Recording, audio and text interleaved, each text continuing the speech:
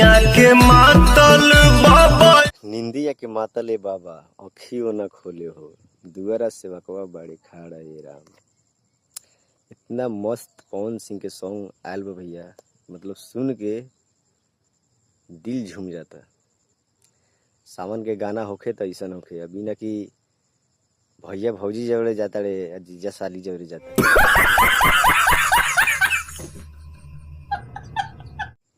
कोनो गाना है, गाना के कोनो मतलब धुन रहे के चाहिए बढ़िया, या भक्ति बा तो भक्ति रहे के चाहिए, बिना कि उमें देवर भौ जाइए खाली रही तो अच्छा लगी, न रही तो अच्छा ना लगी।